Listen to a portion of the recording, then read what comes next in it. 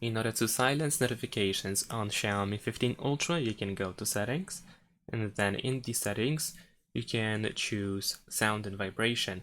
Now over here, we can silence incoming calls and notifications with the silent mode. So we can tap on this option.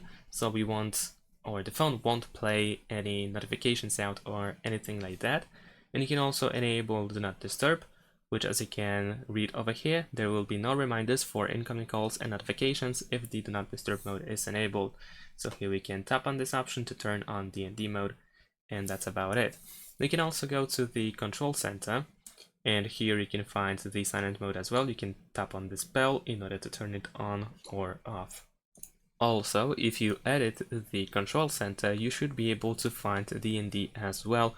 You can tap on it in order to add it to the list, and then you can easily enable DND like that as well. Or you can press any of the volume buttons, and if you see the sliders, then here we have the silent mode as well as the DND mode. And that's pretty much it. Thanks for watching, leave a like and subscribe to my channel, and see you in my next videos. Bye!